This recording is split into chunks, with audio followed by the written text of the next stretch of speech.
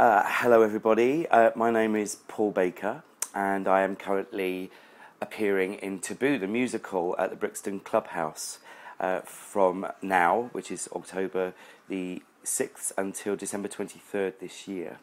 And I've come back to the show after 10 years, having played the role of Philip Sallon 10 years ago at the venue in the West End. And I'm having tea with Wilma. I've been an actor, working actor, for 20 years now, and I've been in lots and lots of different shows, musicals, and Les Mis, Starlight Express. I played Rusty in Starlight Express. I was in the original cast of The Lion King. I played Amos in Chicago. But the role that really did so many things for me was to play Philip Sallon, originally in the West End production of Taboo. Which culminated in, amazingly, getting the Olivier Award for Best Supporting Performance in a Musical, which was an incredible thing to happen. I'm still shocked to this day, but so that's kind of in a nutshell what I've been doing, and I've kind of been very fortunate. I've worked pretty much consistently for 20 years, and it's very interesting to come back and play a role that meant so much to me. I thought it would be like putting an old pair of shoes on and just there it would be again. And on some levels it was, but 10 years is a long time, and I had to rethink it and re-evaluate how to play it and how to approach the role, especially because it's such a different space that we're working in now. Yeah, it means something different. I mean, interesting enough, the role that I play, Philip Sallon, was a club, an impresario basically from the 80s, and he sort of started that new romantic club scene with the Mud Club, and then other clubs evolved like Blitz with Steve Strange, and then further on to Taboo, which was Lee Bowery's club. And all of those characters feature in Taboo. There's a moment in the show where Philip gets gay bashed, actually. And when I first did that in the West End, even though Philip had some trouble from being such an outrageous character in Soho, but last year he was beaten up quite badly, to the point where he was in hospital for months, and so that's much more poignant now, and people watch it in a different way, and it's much more real that's happened.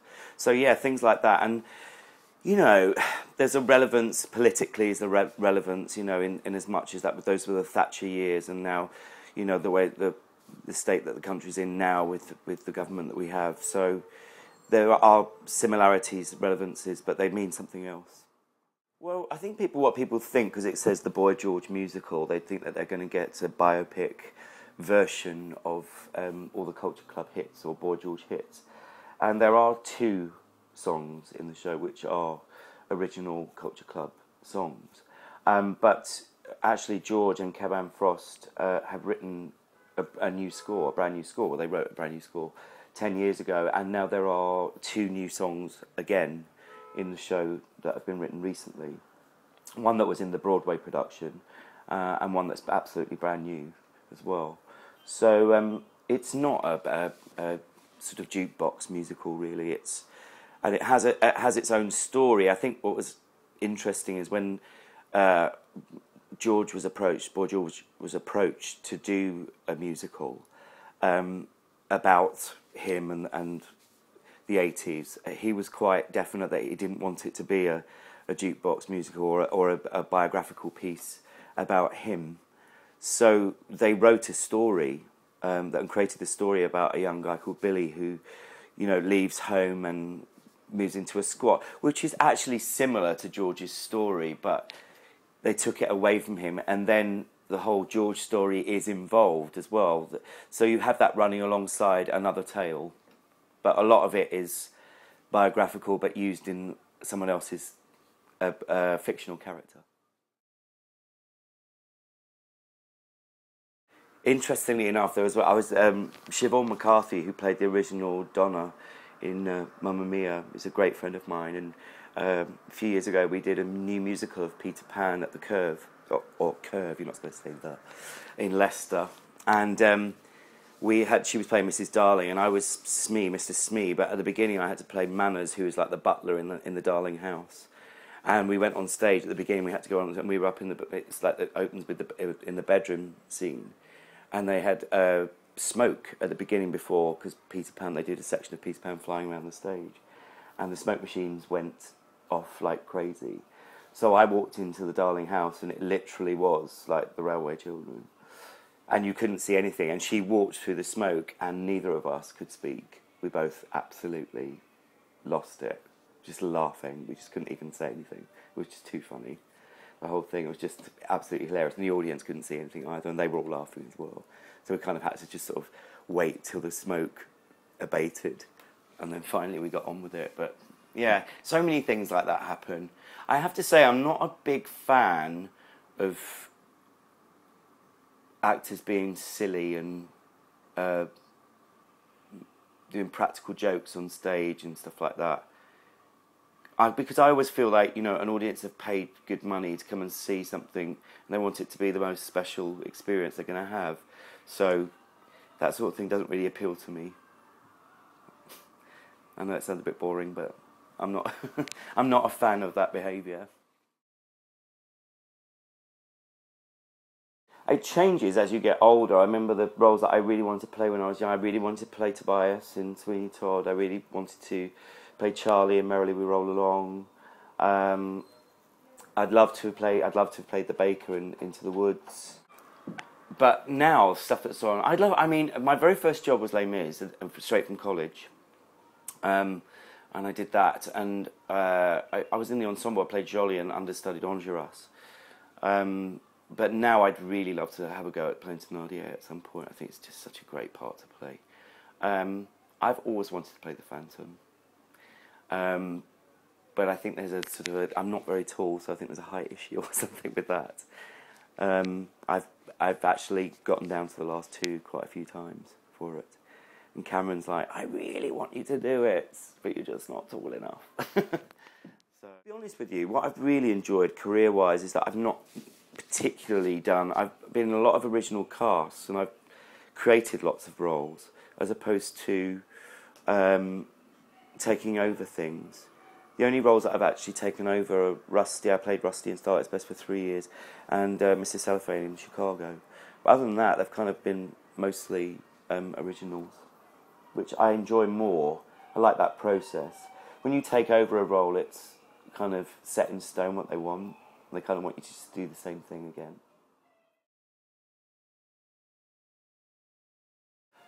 I really loved to play Melina in Kiss the Spider-Woman, the musical version of that. So I thought that was a great piece. Things that I'd like to come back. I loved City of Angels, was a wonderful musical. I'd love to play Tate in Ragtime. There are certain musicals that I really think are very special pieces. I've done I've done both of the Sondheim compilations side by side and putting it together, but I've not actually done one of his plays or shows. So I'd quite like to do one of those. Yeah, would be nice.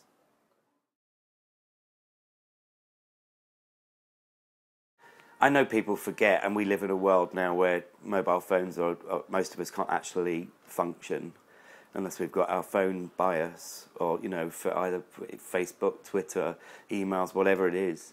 But that does really, it's very distracting as an actor to be on stage if someone's phone does go off. Sweet rappers are quite hilarious. I find it, we've had it here as well, that certain people have this, they don't realise that when they're in the audience that they're talking out loud to the person next to them. And I'm not quite sure why anyone has to have a conversation during a show anyway. I mean, the will to speak is obviously too great. Let me think. Matilda, which I loved. And one of my dear friends was playing Mrs. Wormwood, the nasty mother, Josie Walker. And I thought it was extraordinary. I loved it. I thought everything about it was just very, very clever. Yeah, it was wonderful. I went to see Jest End. My friend Gary Lake does that. In fact, he's coming to see Taboo tomorrow. Which I think it's quite hard to make those things work, though. I mean, Forbidden Broadway is so witty and clever. I think it's about clever. there's a very fine line, I think, between wit and being mean, which is something I have to be really careful about in this show, because I have a section where which is completely improvised, and I have to make it up every day. So, you know, the section where I walk around with food for the audience, that I have to make that up.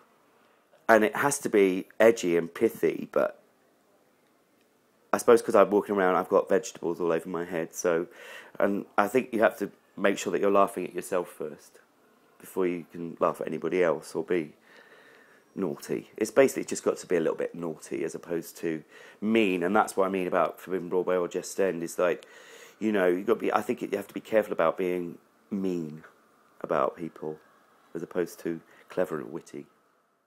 The best things that happen in that section are when someone comes back at you, or they say something unwittingly about themselves, or that's you know, manna from heaven. In my position, because that's the stuff that you can work with, and you've got to kind of keep it going, and then hope that's going to come to you. And it doesn't always, which means that you have to, you know, think of something fun to say that's, you know, relevant. Come and see Taboo. It's kind of not what you'd expect to be. It's in a very site-specific space. And someone's computer just went off. A site-specific space, and it's an amazing cast. I was obviously, but coming back to the show was in some ways daunting and worrying, because the original cast we had in London, with people like Matt Lucas and Ewan Morton, who played Boy George, who was absolutely stunning. And I wasn't, you know, to come and play it with completely new people, but this new cast have brought something really fresh and wonderful to the piece. So it's been amazing to come back, and you know, I urge everybody. I think it's one of those things. We're in Brixton, and it's a venue that nobody's really ever heard of. They don't realise that we're here, but I think it's really worth a visit, and to come down and have a look at it and have a really fun afternoon or evening back in the 80s.